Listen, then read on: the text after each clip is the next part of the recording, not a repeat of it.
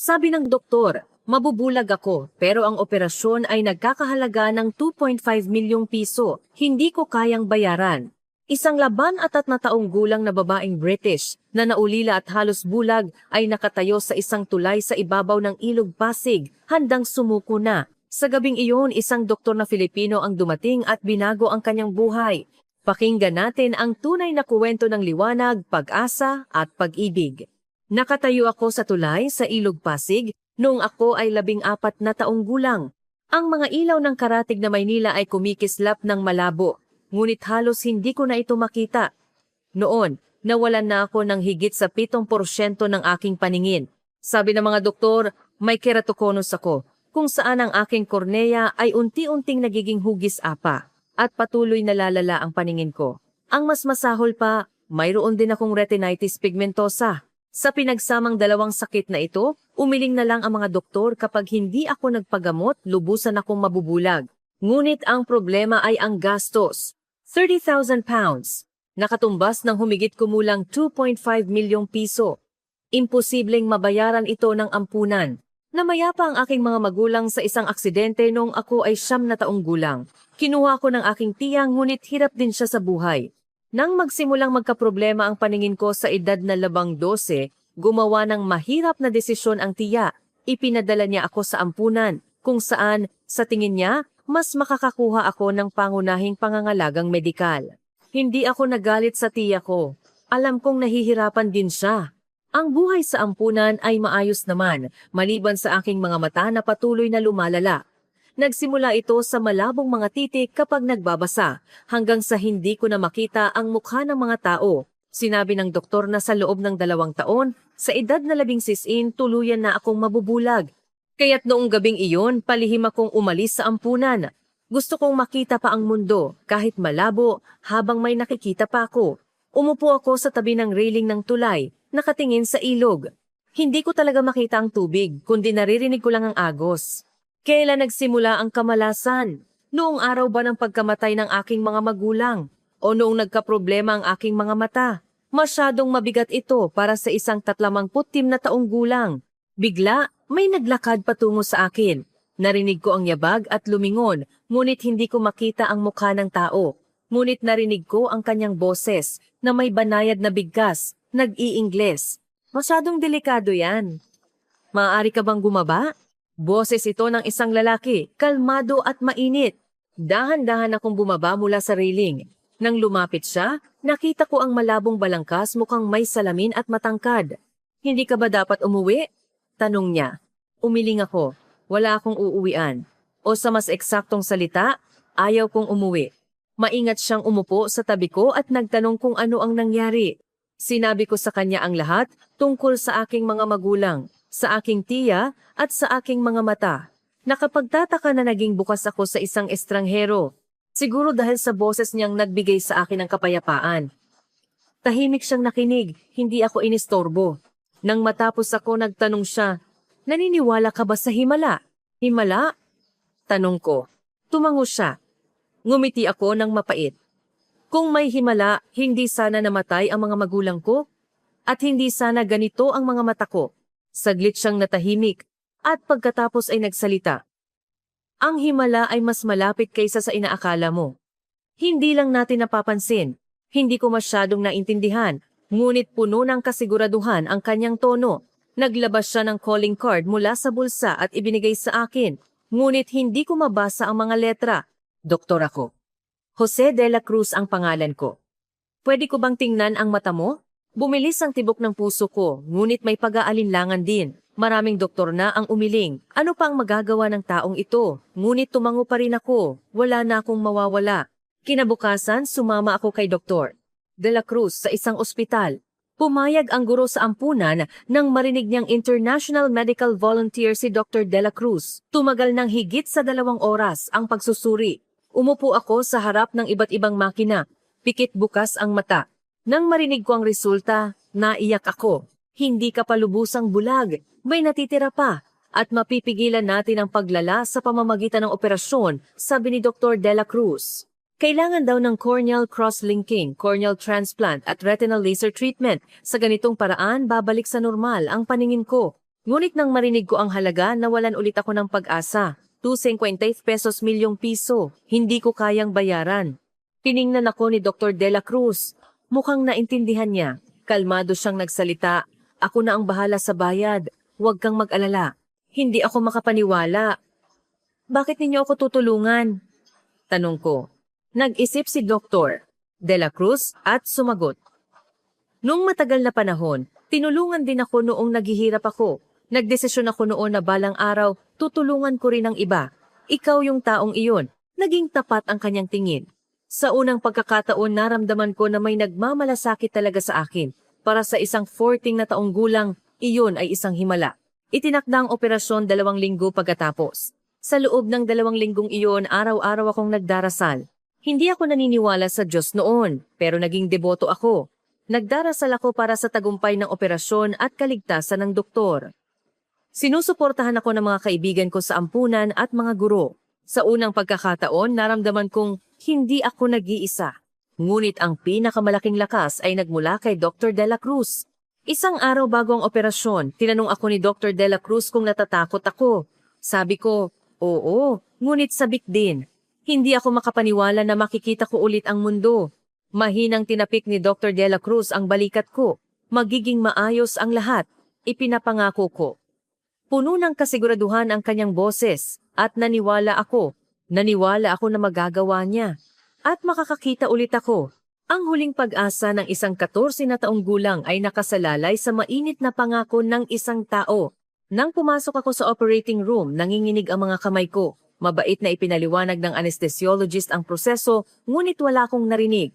Hinahanap ko lang si Dr. De La Cruz. Nakatayo si Dr. De La Cruz sa tabi ko, nakasuot ng surgical scrubs. Di magtatagal, makakatulog ka. Paggising mo, iba na ang lahat. Iyon ang huli kong narinig. Pumasok ang anesthesia at mabilis na lumabo ang aking kamalayan. Kahit natatakot, panatag ako dahil nariyan si Dr. De La Cruz. Nang magising ako, may benda sa mata ko.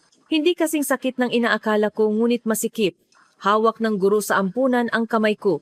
Tagumpay ang operasyon. 5 oras nag-opera si Dr. De La Cruz. Sabi niya, kinabukasan dumating si Dr. De La Cruz. Aalisin na natin ang benda. Huwag kang mag-alala, dahan-dahan ka lang mag-adjust. Maingat niyang sinimulang tanggalin ang benda. Mabilis ang tibok ng puso ko. Hindi ako nangangahas magdilat. Paano kung wala pa rin akong makita? Dahan-dahan lang, Emma, sabi ni Dr. De La Cruz. Huminga ako ng malalim. At pagkatapos ay idinilat ko ang aking mga mata. Sa una, liwanag lang ang nakita ko, puting liwanag, napakasilaw. Pagkatapos, dahan-dahang lumabas ang balangkas. Kahit malabo, nakita ko ang mukha ni Dr. De La Cruz. Nakikita ko na. Nakikita ko na kayo, bulong ko, hindi makabuo ng salita. Tumulo ang luha. Ngumiti si Dr. De La Cruz. Ito ang unang pagkakataon na nakita ko ng malinaw ang kanyang mukha. Mukha siyang nasa 50s, may ilang kulubot, ngunit mainit ang kanyang tingin.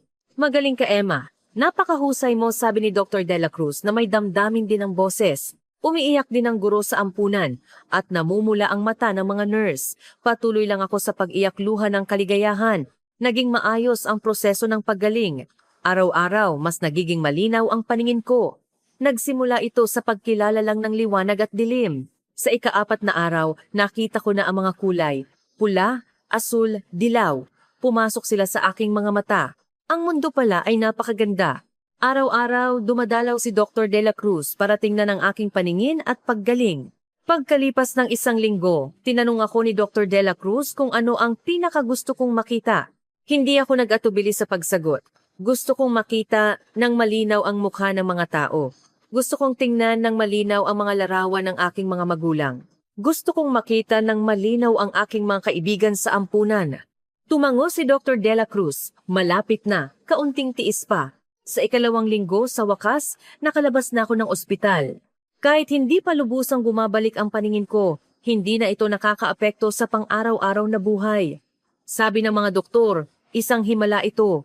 Bihira raw ang ganito kabilis na paggaling sa edad na 14. 1 araw bago ako umalis, matagal kaming nag-usap ni Dr. De La Cruz.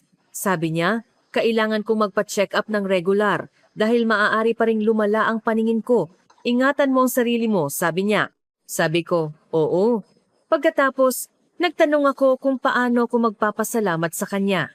Umiling si Dr. De La Cruz. Huwag kang magpasalamat. Ang kalusugan mo ang pinakamagandang regalo para sa akin. Ngunit alam ko kung gaano kabigat ang utang na loob na ito.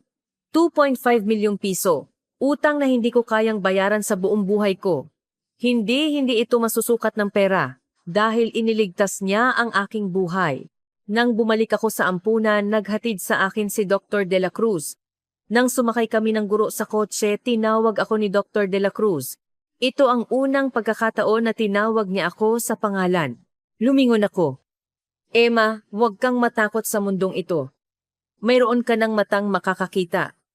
Iyon ang huling salita niya. Tumango ako at sumakay.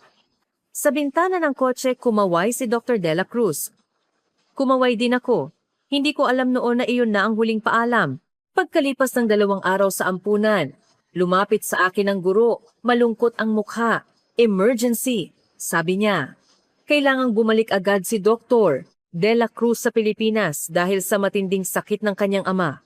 Sabi ng guro, umalis siya 2 araw na ang nakalipas kinabukasan pagkatapos kong bumalik sa ampunan. Masyadong apurahan, hindi na siya nakapagpaalam ng formal. Nag-iwan si Dr. De La Cruz ng contact information, ngunit nawala ito sa proseso ng pagpapalit ng sistema ng ampunan. Natulala ako, hindi pa ako nakakapagpasalamat kay Dr. De La Cruz, umalis na siya. Hindi ko rin naipadala ang thank you letter na isinulat ko para sa kanya. Sabi ng guro, natanggap niya ang sulat pagkaalis ni Dr. De La Cruz kaya hindi na naipasa. Umiyak ako ng matagal noong gabing iyon. Gusto ko sanang magpasalamat ngunit biglaan ang aming paghihiwalay. 2 linggo ko lang nakita ng malinaw ang mukha ni Dr. De La Cruz. At ngayon, hindi ko na siya makikita.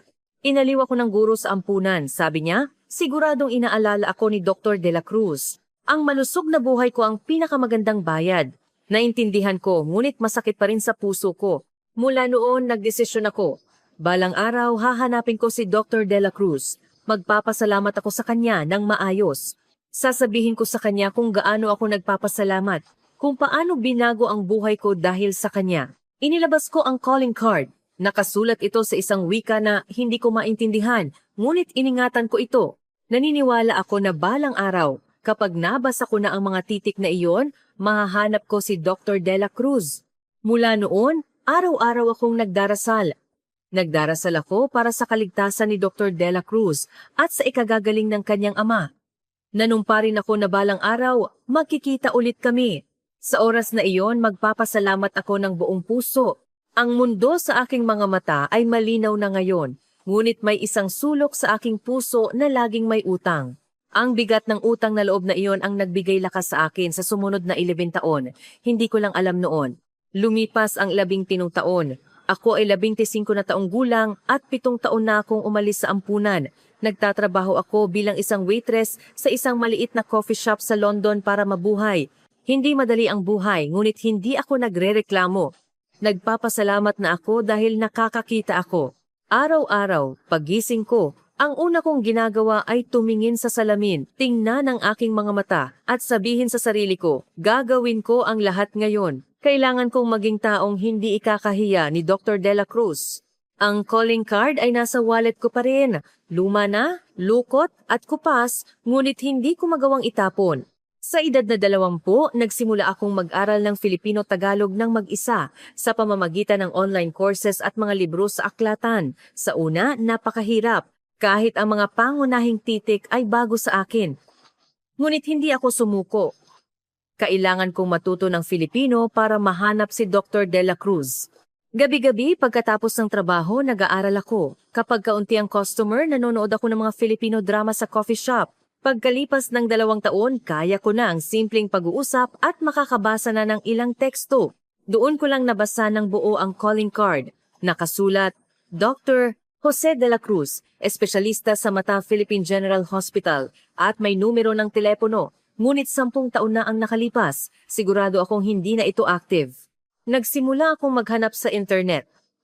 Maraming mga ophthalmologist na nagngangalang Jose De La Cruz. Maraming Pinoy. Marami ring kapareho ng pangalan. Ngunit hindi ako sumuko. Isa-isa kong kinumpirma. Nahanap ko ang website ng PGH at sinuri ang listahan ng mga doktor, ngunit wala ang pangalan ni Dr. Dela Cruz. Nagretiro na ba siya? Lumipat ng ospital? Nadismaya ako, ngunit patuloy akong naghanap. Naghanap ako sa mga website ng medical volunteer group sa Pilipinas. Nagbabaka sakaling makita ang listahan ng mga medical personnel na na-deploy sa UK 11 taon na ang nakalipas, ngunit hindi madali. Karamihan sa mga lumang data ay nabura na. Gayunpaman, hindi ako susuko. Tinanong ako ng mga kasamahan ko sa coffee shop kung bakit ako obsessed sa Pilipinas. Sinabi ko sa kanila na hinahanap ko ang aking benefactor, ang taong nagligtas ng aking buhay. Tumango ang kasamahan ko at pinasigla ako. Laban, Emma, mamimiss kita. Nagsimula akong mag-ipon. Kailangan ko ng pamasahe at pambayad sa matutuluyan. 6 na araw ako nagtatrabaho at nag-overtime pa ako sa ibang coffee shop tuwing weekend. Mahirap, ngunit dahil may layunin ako, nakakayanan ko. Pagkalipas ng 2 taon, nakahanap ako ng mahalagang clue. Habang nag-aaral ng Filipino, hindi sinasadya, napunta ako sa website ng isang medical foundation sa Pilipinas, Liwanag para sa Kapwa Foundation.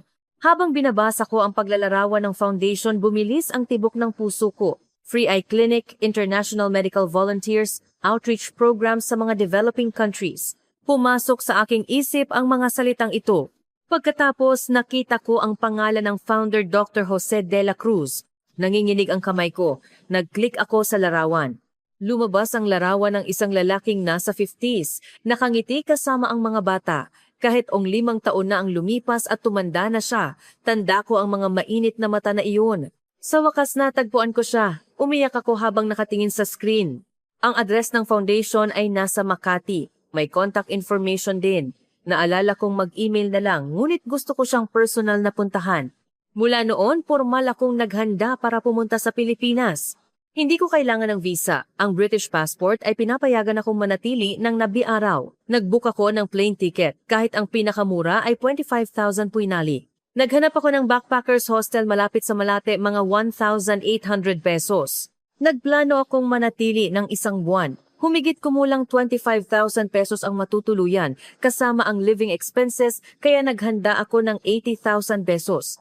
Ito ang inipon ko sa loob ng 3 taon. Nagsumite ako ng resignation letter sa amo ko sa coffee shop. Nagulat siya. Bakit daw bigla kong pupunta sa Pilipinas? Tapat kong sinabi sa kanya na hahanapin ko ang aking benefactor. Nag-isip ang amo ko at sinabing hindi tatanggapin ang resignation. Sa halip, mag-leave daw ako ng 3 buwan. Kung gusto kong bumalik, welcome ako. Nagpapasalamat ako. Mabait ang amo ko. Nagkaroon ng maliit na farewell party ang mga kasamahan ko. Sabi nila, laban! Makikita mo siya, Emma. Tinanong ako ng isang kaibigan, paano kung hindi mo siya makita? Kahit na, sabi ko, okay lang. Mahalaga ang pagsubok. Ngunit sa loob ko nanumpa ako na makikita ko siya. Naghintay ako ng 11 taon. Hindi na ako susuko ngayon. Isang gabi bago ang pag-alis ko, tinawagan ko ang matalik kong kaibigan noong nasa ampunan pa ako. Nag-iisa na rin siya ngayon. Nagulat siya nang marinig niyang pupunta ako sa Pilipinas. Hahanapin mo si Doc, hindi ba? Tanong niya. Natuwa siya para sa akin. Nangako akong makikita ko siya at magpapasalamat. Sa bus papunta sa airport, nakatingin ako sa labas. Mabilis na dumaraan ang mga kalye ng London. Ito ang lungsod na hindi ko pa nalalayo mula nang ipinanganak ako. Ngayon, sa unang pagkakataon, iiwan ko ito para pumunta sa isang malayong bansa. Sa maleta ko ay nandoon ang calling card na iningatan ko ng 17 taon, ang mga librong pang Filipino, at ang note na may address ng foundation. Handa na ako, ang kailangan na lang ay tapang. Habang sumasakay sa eroplano, iniisip ko, maaalala kaya ko ni Dr. Dela Cruz? Ang 14 na taong gulang na babae, 11 taon na ang nakalipas? Siguro hindi. Para sa kanya, isa lang ako sa maraming pasyente, ngunit okay lang, basta tanda ko siya. Tanda ko ang ginawa ni Dr. Dela Cruz para sa akin. Ang mga mainit na salita, ang utang na loob na nagligtas sa akin. Sapat na maipahatid ko ang mga ito. Lumipad ang eroplano. Unti-unting lumiliit ang London sa labas ng bintana. Nang lampasan ang mga ulap, lumabas ang maliwanag na asul na langit. Nakikita ko ang kalangitan na ito dahil din kay Dr. Dela Cruz. Mahigit 12 ang biyahe. Mahaba, ngunit puno ako ng pag-asa. Hindi ako makatulog. Hindi ko masyadong kinain ang pagkain. Nakatingin lang ako sa labas ng bintana. Malapit na ang Pilipinas. Ang sandali na pinangarap ko ng 11 taon ay malapit na. Ano ang unang sasabihin ko kay Dr. De La Cruz? Marami akong inihanda, ngunit baka wala akong masabi kapag nagkita kami. Ngunit okay lang. Maihahatid ang sinseridad. Ang pasasalamat na dinadala ko sa loob ng 11 taon ay tiyak na maihahatid kay Dr. De La Cruz. Nagsimulang bumaba ang eroplano. Isang bagong simula ang nasa harap ko. Nang dumating ako sa Ninoy Aquino International Airport, Naya, nanginginig ang mga binti ko. Sa isang banda dahil sa mahabang biyahe. Sa kabilang banda dahil sa kaba. Dumaan ako sa immigration, kinuha ang baggage, isang maleta lang. Wala akong masyadong dala at lumabas sa airport. Naramdaman ko ang hangin ng Pilipinas. Mainit at maalikabok ang Hulyo. Mabilis maglakad ang mga tao. Filipino ang mga karatula. Ngayon, naiintindihan ko na. Sabik at natatakot ako. Ang hostel ay malapit sa Malate.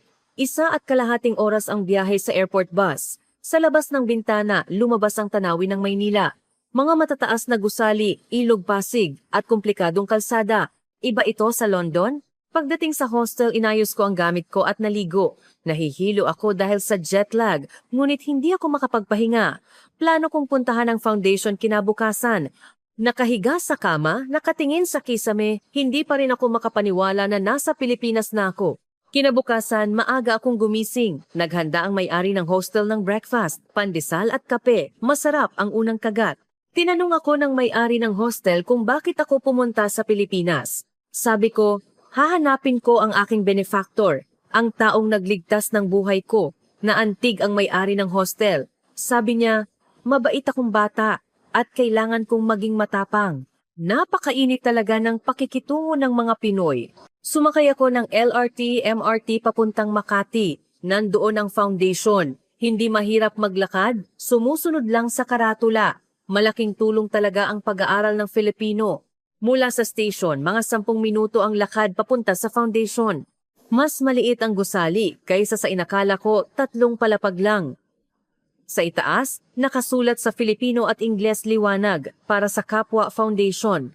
Nakatayo sa harap ng pinto, mabilis ang tibok ng puso ko. Nandoon kaya si Dr. De La Cruz? Naglakas loob akong itulak ang pinto. Walang tao sa lobby.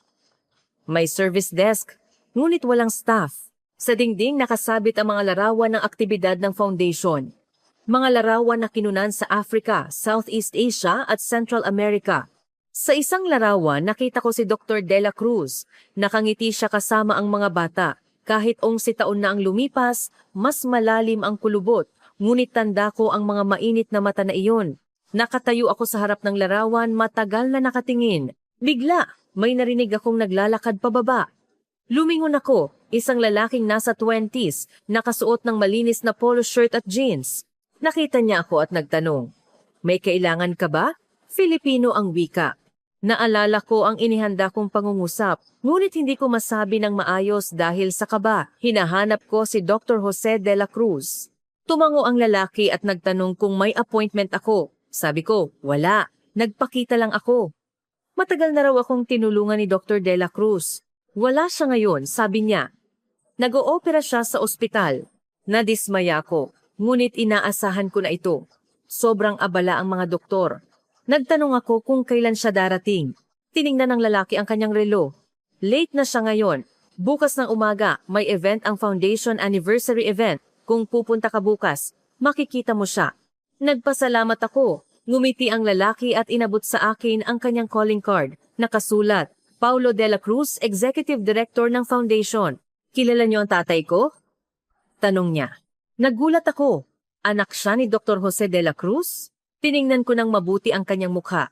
Oo, may bakas talaga ni Dr. De La Cruz, lalo na ang tingin. 5 taon na ang nakalipas. Sa UK, tinulungan ako ni Dr. De La Cruz. Nagpakita si Paulo ng interes, na para bang gusto pang magtanong. Ngunit tumunog ang telepono niya. Humingi siya ng paumanhin at sinagot ang tawag. Tahimik akong lumabas. Nagdesisyon akong babalik ako bukas. Kinabukasan, dumating ako sa foundation 30 minuto bago magsimula ang event. Marami ng tao. Karamihan ay mukhang mga medical personnel. May mga refreshments sa lobby. Hinanap ko si doktor. Jose de la Cruz. Ngunit wala siya. Wala pa rin siya? Lumingalinga ako ng may pag-aalala. Bigla, may tumapik sa balikat ko. Ikaw yung kahapon, hindi ba, si Paulo? Mas formal ang suot niya ngayon. Oo? Sagot ko. Sabi ni Paulo, malapit na si tatay. Naantala lang sa ospital. Habang naghihintay, ipinakilala sa akin ni Paulo ang foundation. Sabi niya, 15 taon na itong itinatag ng tatay niya. Libu-libong pasyente ang libreng ginagamot bawat taon. Sabi ko, isa ako sa kanila. Pasyente ka pala ni tatay? Kailan pa?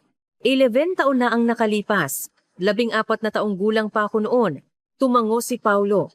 Sabi niya, nasa UK si tatay noon. 13 anyos siya noon. 6 na buwan silang naiwan ng nanay niya. Habang nag-uusap kami, naging abala ang entrance. May dumating. Nag-umpisa ng bumati ang mga tao. Tumingin din ako. Si Dr. Jose de la Cruz. Sa unang pagkakataon pagkalipas ng 11 taon, mas marami siyang uban, mas malalim ang kulubot, ngunit mainit pa rin ang kanyang hitsura. Halos lumabas ang puso ko. Gusto kong lumapit kay Dr. de la Cruz, ngunit napakaraming tao. Patuloy siyang binabati at kinakamayan. Kailangan kong maghintay. Nagsimula ang event. Nagbigay ng talumpati si Dr. Jose de la Cruz. Sabi niya, ipagpapatuloy niya ang pagtulong sa mga taong naghihirap dahil sa pagkabulag. Kalmado at mainit pa rin ang kanyang boses. Sa kalagitnaan ng event, kailangan kong pumunta sa restroom. Nagtanong ako kay Paulo at umakyat sa ikalawang palapag. Tahimik ang hallway. Nang lumabas ako sa restroom at pababa ng hagdan, may umaakyat si Paulo. Nagkabungguan kami sa masikip na hagdanan. Ang mga file na hawak ni Paulo ay natapon. Hay, pasensya na. Mabilis akong yumuko at pinulot ang mga file. Tumulong din si Paulo. Sabi niya, okay lang. Nang maipulot ko ang lahat at ibinigay sa kanya, nagtama ang aming mga mata. Isang kakaibang pakiramdam. Ganoon din ang ekspresyon ni Paulo. Saglit kaming natahimik. Salamat. Pupuntahan mo si tatay, hindi ba? Tanong niya. Oo. Gusto ko na siyang batiin. Ngumiti si Paulo. Matutuwa si tatay. Laging naantig siya kapag binibisita siya ng mga dating pasyente. Magkasama kaming bumaba. Patapos na ang event sa ground floor. Nagkukuwentuhan ng mga tao habang kumakain ng snack. Napalibutan pa rin si Dr. de la Cruz. Naghintay ako sa malayo. Sinamahan ako ni Paulo. Sa wakas, nagsimula ng maghiwalay ang mga tao. Saglit na nag-isa si Dr. de la Cruz. Ngayon na, sabi ni Paulo, tinulak ako. Huminga ako ng malalim at lumapit kay Dr. Jose de la Cruz. Ang sandali na hinintay ko ng 11 taon. Nakita ako ni Dr. de la Cruz at ngumiti. Kumusta? May tutulong ba ako? Pareho pa rin ang boses niya, ngunit mukhang hindi niya ako matandaan. Normal lang, 10 taon na ang lumipas. Di mabilang na pasyente na ang nakita niya. Galing po ako sa UK. Sinadya ko kayong hanapin, sabi ko. Nanginginig ang mga kamay. Nakalimutan ko ang inihanda kong salita. Nakatingin lang ako kay Dr. de la Cruz. Pumatak ang luha. Ang mga salitang gusto kong sabihin sa loob ng 11 taon ay nasa lalamunan ko, ngunit walang lumabas na tunog. Tiningnan ako ni Dr. Jose de la Cruz na parabang nagpupumilit siyang maalala. Pagkatapos dahan-dahan siyang nagtanong, ikaw ba yung galing sa London? 11 taon na ang nakalipas? Opo, ako nga, sagot ko tumango. Nagbago ang tingin ni Dr. de la Cruz. Naghalo ang gulat at tuwa. Hinawakan niya ng mahina ang balikat ko. Si Emma. Lumaki na ang maliit na babaeng ito, sabi niya. Naalala niya ako. Hindi ko na napigilan ang pag-iyak. Namula rin ang mata ni Dr. de la Cruz. Paulo! Nagulat na lumapit si Paulo. Anong nangyayari? Paulo, ito si Emma. Siya yung pasyente na inoperahan ko sa UK. 11 taon nang nakalipas. Keratoconus. 14 na taong gulang pa lang siya noon. Ang ganda na niya ngayon, sabi ni Dr. de la Cruz. Tiningnan ni Dr. de la Cruz ng mabuti ang aking mukha. Kumusta ang mata mo? May nararamdaman ka ba? Sabi ko. Ayos na ayos po. Dahil sa inyo, nakakakita ako ng malinaw. Nagpakita ng pagkaalala si Dr. de la Cruz. Pumunta kami sa office ng foundation. Naghanda ng tsaa si Paulo. Umupo ako sa harap ni Dr. de la Cruz. Pagkalipas ng 11 taon, nagkita ulit kami. Hindi awkward, sa halip komportable ako. Paano mo ako nahanap? Sinabi ko sa kanya ang lahat, ang pag-aaral ng Filipino, ang paghahanap sa internet, ang pagkatuklas sa website ng foundation. Nagulat si Dr. Dela Cruz. Salamat, Emma. Matagal mo pa rin akong naalala. Ako po ang dapat magpasalamat, sabi ko. Kung hindi dahil sa inyo, wala na akong makikita ngayon. Umiling si Dr. Dela Cruz. Ginawa lang ng doktor ang dapat niyang gawin. Ngunit alam ko kung gaano kahalaga iyon. Nalaman ko po yung emergency na pagbalik ninyo sa Pilipinas. Hindi niyo po ako nakontak, sabi ko. Bumuntong hininga si Dr. Dela Cruz. Biglang nagkasakit ang tatay ko. Nasugatan siya noong Korean War. Nagdusa siya sa buong buhay niya. Namayapa siya. Sabi niya, sobrang abala ako sa pag-aasikaso. Nag-iwan ako ng contact number sa ampunan. Ngunit wala akong narinig. Sobra akong nag-alala kung okay ka ba. Lagi kitang naiisip, Emma. Nagpapasalamat ako, sabi ko. Nakinig si Paulo sa tabi namin. Kaya 12 taon kayong walang komunikasyon? Tanong niya. Tumango ako at ipinaliwanag ang tungkol sa pagkawala ng record sa ampunan. Minsan sinasabi ni tatay na may pasyente siya sa UK na hindi niya mapanatag, na hindi niya alam kung okay ba, sabi ni Paulo. Ngumiti si Dr. Dela Cruz nang nahihiya. Sabi niya, 40 taon na siyang nagduduktor. Marami siyang nakitang pasyente, ngunit may mga pasyente siyang hindi niya malilimutan. Si Emma daw ay isa na roon. Sa ganoong batang edad, ang bigat ng pasan walang magulang, may problema pa sa mata. Tanda ko pa rin ang ekspresyon mo noon. Tanda ko rin po ang unang pagkikita natin sa tulay. Sabi niyo, malapit lang ang himala, sabi ko. Tumango si Dr. Dela Cruz at tumawa. Nangyari ang himala. Lumaki ka ng malusog at nahanap mo ako. Inimbitahan ako ni Dr. Dela Cruz na maghapunan kasama ang kanyang pamilya. Gusto niya raw akong ipakilala sa kanila. Nagtanong ako, okay lang po ba? Siyempre, sabi ni Dr. Dela Cruz. Sabi rin ni Paulo, halika na. Ang bahay ni Dr. Dela Cruz ay nasa Makati, isang kondominium. May mainit na pakiramdam. Nang buksan ang pinto, may lumabas na babaeng nasa 50s. Hon, may guest tayo, sabi ni Dr. Dela Cruz. Mabait akong sinalubong ng babae. Siya ang nanay ni Paulo. Lynn Meki ang pangalan niya. Meki, ito si Emma. Siya yung pasyente na inoperahan ko 11 taon na ang nakalipas sa UK, sabi ni Dr. Dela Cruz. Nagulat si Meki. Lumaki na ang batang iyon. Niyakap niya ako. Kahit unang kita namin, napakainit ng yakap niya. May pakiramdam ng isang nanay. Gusto mo talaga siyang makita, hindi ba? Sabi niya, lagi ka naming naiisip.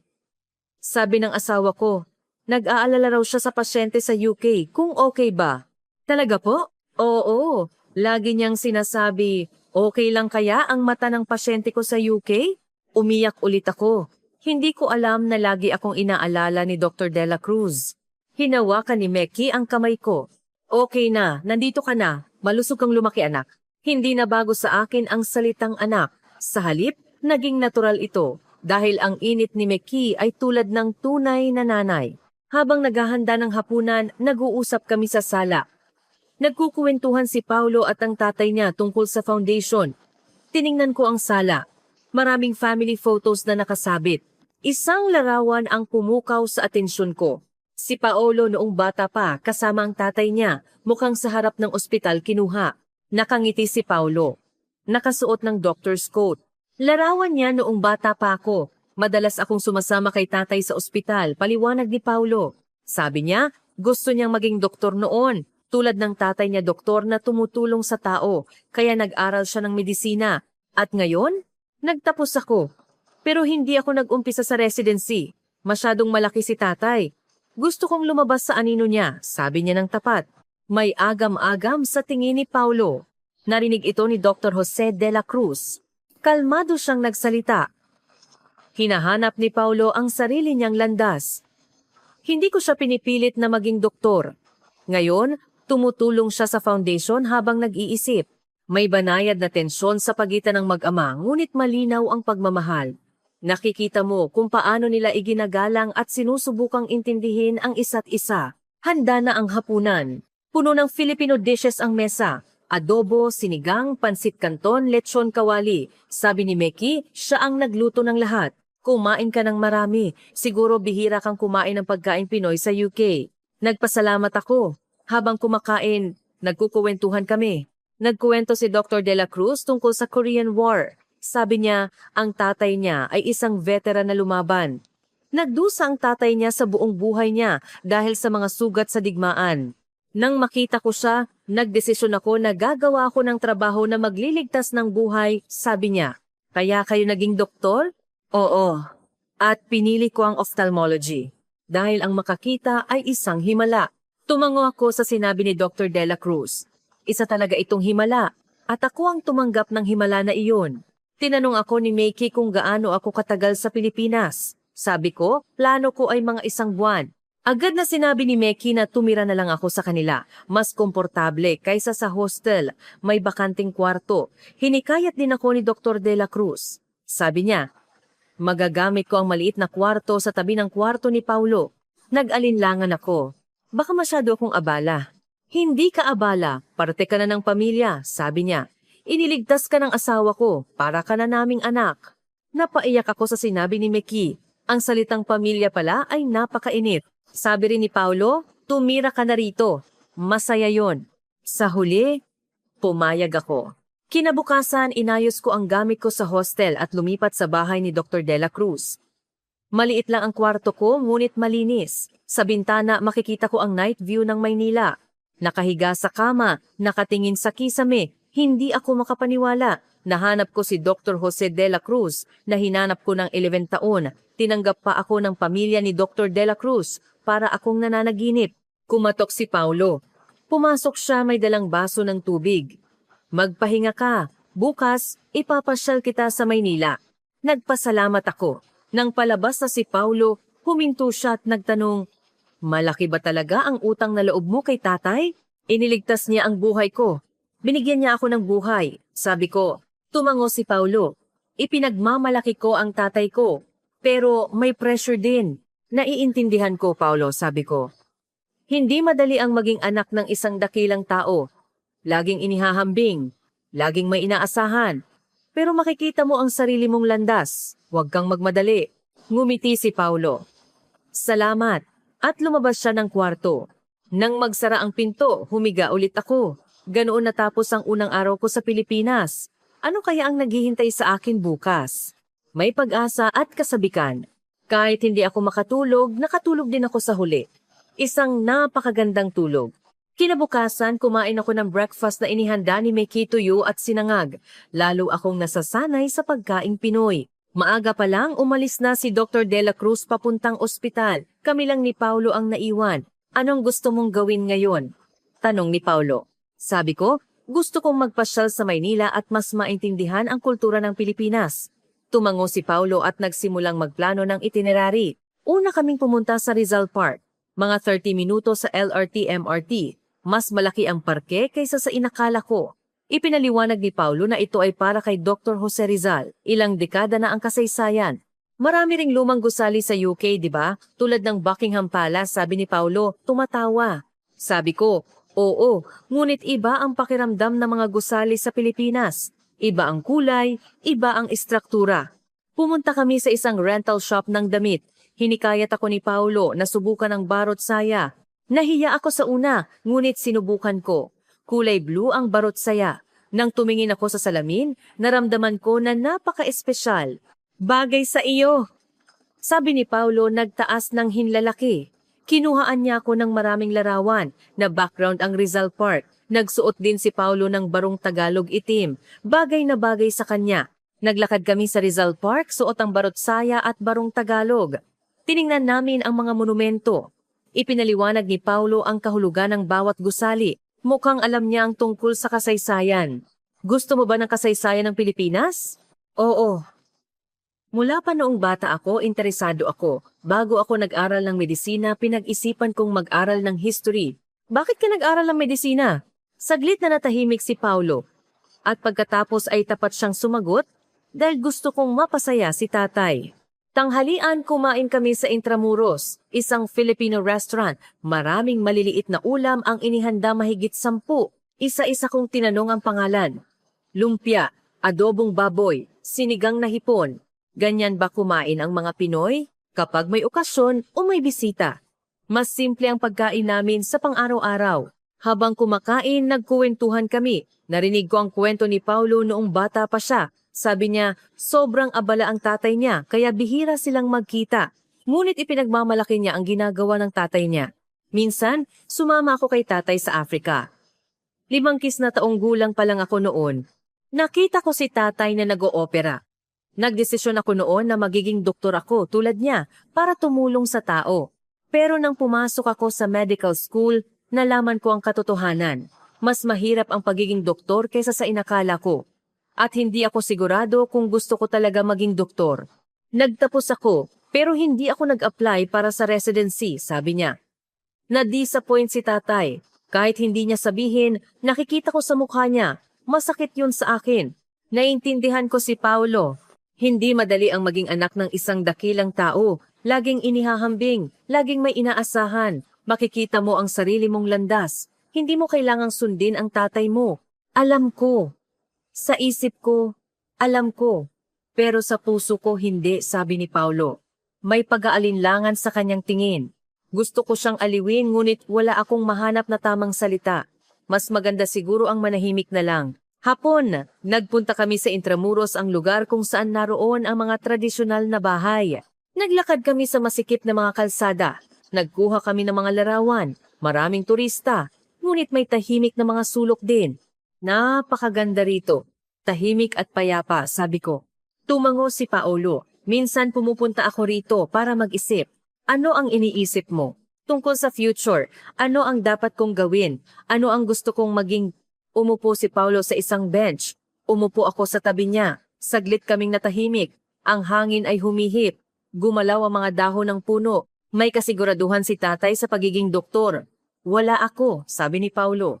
Pero magaling ka sa foundation ha, sabi ko. Tulong lang yun kay tatay. Hindi yun ang sarili kong trabaho. May pagkabigo sa boses ni Paulo. Ang agam-agam na isang 24 na taong gulang na hindi makahanap ng sarili niyang landas. Pareho kami ng edad. Ngunit iba ang uri ng agam-agam. Nag-isip ako, hindi mo iniisip ang pagiging doktor. Ang iniisip mo ay ang pagtulong sa tao.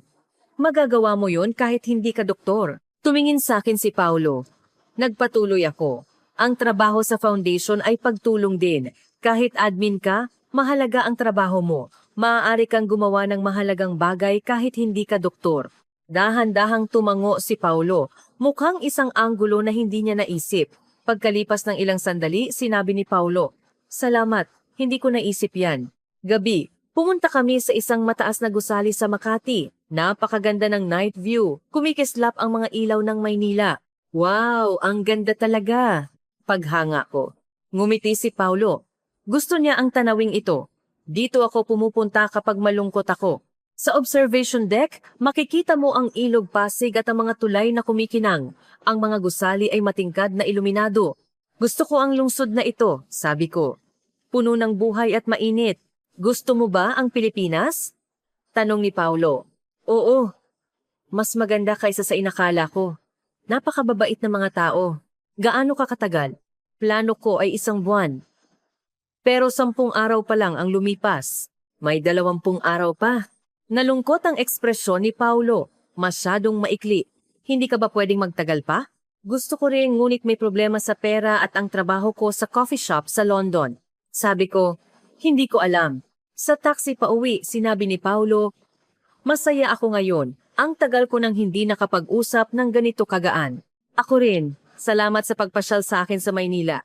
May oras ka ba bukas? Oo. May gusto pa akong ipakita sa iyo. Nang gabing iyon nakahiga sa kama, naisip ko ang araw na ito. Ang mga kalsada na nilakaran ko kasama si Paulo. Ang mga salitang napag-usapan namin. Sa una, inakala ko na anak lang siya ni Dr. Jose de la Cruz. Ngunit dahan-dahang nagbago ito.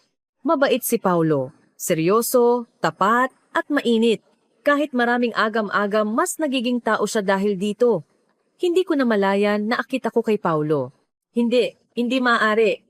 Sabi ko sa sarili ko. Nandito ako para magpasalamat. Hindi ako dapat magkaroon ng ibang damdamin. Ngunit hindi sumunod ang puso ko. Tumingin ako sa labas ng bintana. Ang night sky ng Maynila.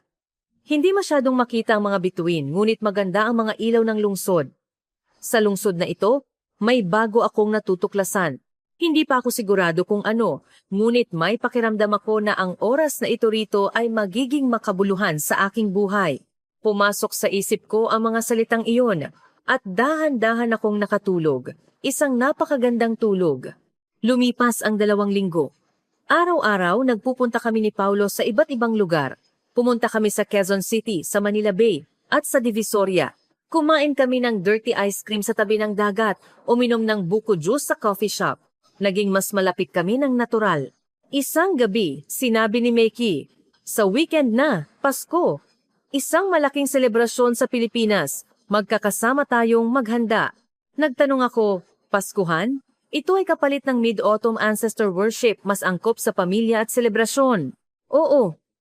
Ang pag-alala at pasasalamat sa mga yumao at sa pamilya. Napakahalaga ng pamilya sa mga Pinoy, lalo na tuwing Pasko. Kahit na mayapa na, patuloy nating ginugunita ang tatay ni Jose, paliwanag ni Dr. De La Cruz. Tuwing Pasko, naghahanda kami ni Mickey ng pagkain. Nagluto kami ng lumpia at lechon, nagbalat ng prutas. Hindi ako masyadong marunong, ngunit mabait akong tinuruan ni Mickey. Mabilis akong natuto. Natuwa ako sa papuri ni Mickey. Tumulong din si Paulo sa tabi namin. Naghiwa ng mga gulay at nag-ihaw. Napakasaya na magkasama kaming nagtatrabaho, tulad ng isang pamilya. Nang maihanda ang hapunan, puno ng pagkain ng malaking mesa. Nagdasal si Dr. De La Cruz. Nagdasal din kami. Sabi ni Paulo sa akin, pasasalamat daw ito sa Panginoon, sa mga yumao at sa pamilya. Nang marinig ko ang paliwanag ni Paulo, naantig ako. Napakaganda ng kulturang ito kung saan taos-puso nilang ginugunita ang mga yumao. Naalala ko ang aking mga magulang.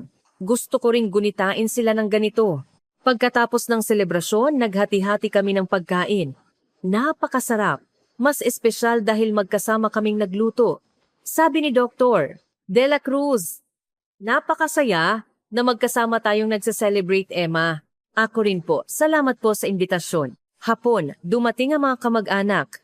Ang kapatid na lalaki ni Dr. De La Cruz at ang pamilya niya, masaya nila akong sinalubong. Nagtaka sila na galing ako sa UK.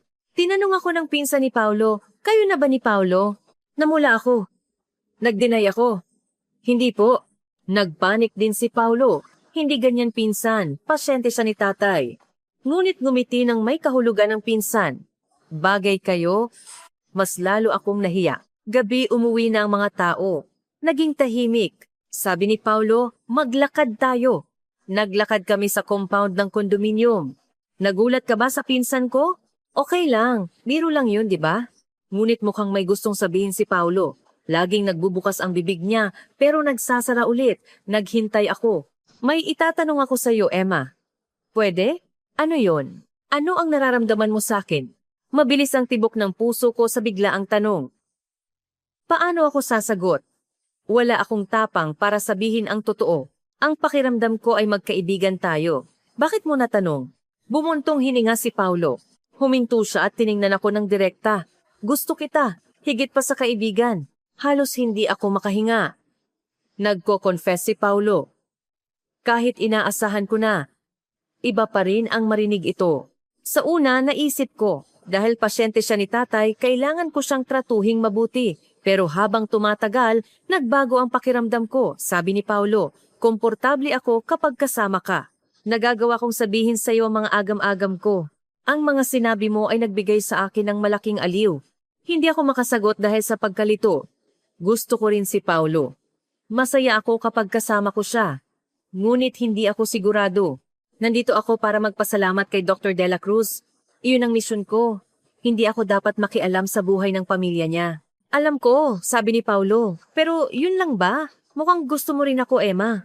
Naakit ako kay Paulo. Ngunit natatakot akong aminin. Natatakot ako na baka hindi ito tunay na damdamin, kundi isang pansamantalang pagkalito. Bigyan mo ako ng oras. Mag-iisip ako, sabi ko. Tumangaw si Paulo. Hindi kita mamadaliin. Gusto ko lang na malaman mo ang nararamdaman ko. Nang gabing iyon, hindi ako makatulog. Nakahiga ako sa kama, nakatingin sa kisame. Ang confession ni Paulo ay patuloy na bumabalik. Gusto ko rin ba siya? Oo, masaya ako kapag kasama ko si Paulo. Madalas ko siyang naiisip. Gusto kong makita ang kanyang ngiti. Pag-ibig ba ito? Ngunit may takot. Paano kung naging kami? Kailangan kong bumalik sa UK. Wala akong tiwala na kaya naming mag-long distance relationship. At ano ang iisipin ni Dr. Dela Cruz? Nagpapasalamat ako, pero nakikipag-date ako sa anak niya. Mukha ba akong kakaiba? Puno ng komplikadong pag-iisip ang aking isip. Walang sagot, kailangan ko lang hintayin ang oras. Kinabukasan, nahirapan akong tumingin kay Paulo. Awkward. Ngunit trinato ako ni Paulo na parang normal, na parang walang nangyari.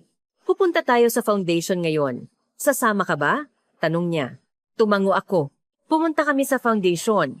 Nandoon din si Dr. Jose de la Cruz. Kumusta ka? Tanong ni Dr. de la Cruz. Ayos po, sabi ko. Ngumiti si Dr. de la Cruz. 1 linggo na lang. Ang bilis ng oras. Nagulat ako sa sinabi ni Dr. de la Cruz. 3 linggo na ang lumipas. 1 linggo na lang at kailangan ko nang bumalik sa UK. Tiningnan ko si Paulo. Tinitingnan niya rin ako. Malungkot ang ekspresyon niya, ganoon din ako. Hapon, umakyat kami ni Paulo sa bubong ng foundation. Makikita ang tanawin ng Maynila. 1 linggo na lang, sabi ni Paulo. Oo. Ang bilis, sabi ko. Hindi ka ba pwedeng magtagal pa? May problema sa pera. At ang trabaho ko sa London. Sumandal si Paulo sa railing at bumuntong hininga. Nakakapanghinayang. Ngayon pa lang tayo nagiging malapit. Nanghihinayang din ako, ngunit wala akong magawa. Hindi ako nabibilang dito, Paulo. Paulo, nag-isip na ako. Tungkol sa sinabi mo kahapon, sabi ko. Tiningnan ako ni Paulo. Seryoso ang ekspresyon niya. Gusto rin kita. Masaya ako kapag kasama kita. Nagningning ang mukha ni Paulo. Ngunit nagpatuloy ako, pero aalis ako sa loob ng 1 linggo. Hindi ko alam kung kailan ako makakabalik. Kaya, hindi ka ba pwedeng manatili sa Pilipinas? Paano? Wala akong trabaho rito. At wala akong visa. Pwede nating hanapan ng paraan. Tutulungan kita, sabi ni Paulo ng may pag-asa. Ngunit praktikal ako. Hindi ito ganoon kadali. Pag-iisipan ko, pero hindi ako makakapangako. Tumango si Paulo. Kahit nadismaya, pilit siyang ngumiti. Sige, pero sa huling linggo na lang, magkasama tayo hanggat maaari. Gusto ko rin yan, sabi ko. Hinawakan ko ang kamay ni Paulo. Mahigpit niyang hinawakan ang kamay ko. Hindi kami nagsalita. Nakatingin lang kami sa Maynila. Masyadong maikli ang 1 linggo. Ngunit iyon na ang lahat. Kailangan kong isama ang lahat sa oras na iyon. Ang oras ko kay Paulo, ang mga alaala ko kay Dr. De la Cruz at sa pamilya, ang karanasan ko sa Pilipinas. Palubog na ang araw. Napakaganda ng sunset. Magkahawak kamay kami ni Paulo, nakatingin sa sunset. Kahit walang salita, alam namin ang puso ng isa't isa. Malapit na ang pamamaalam. Ang huling linggo ay mabilis na lumipas. Araw-araw, magkasama kami ni Paulo. Paggising sa umaga, nag-aalmusal kaming magkasama. Nagpupunta kami sa iba't ibang lugar sa araw. Naglalakad sa tabi ng dagat sa gabi. Ang bawat sandali ay mahalaga. 2 araw bago ang pag-alis ko, tinawag ako ni Dr. Jose de la Cruz sa ospital.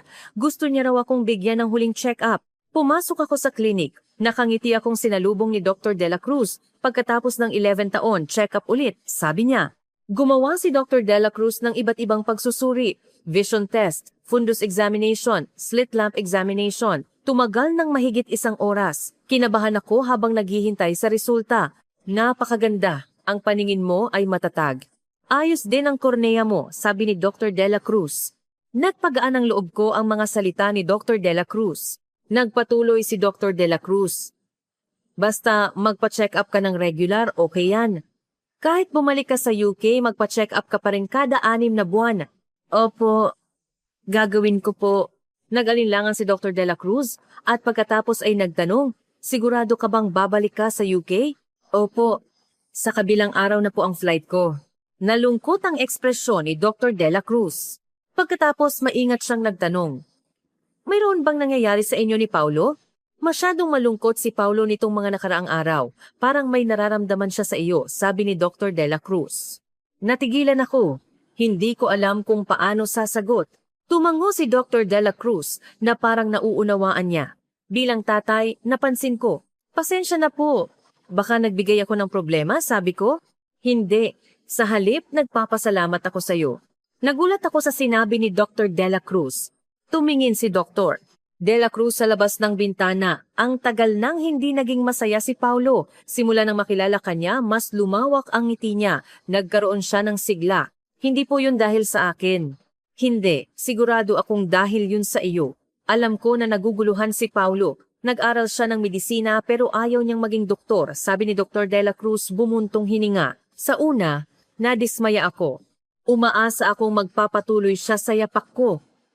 Pero naisip ko, may sarili siyang landas. Si Dr. De La Cruz ay isang mainit na tatay, isang taong taus-pusong gustong intindihin ang anak niya. Malaki ang influence mo kay Paulo, Emma.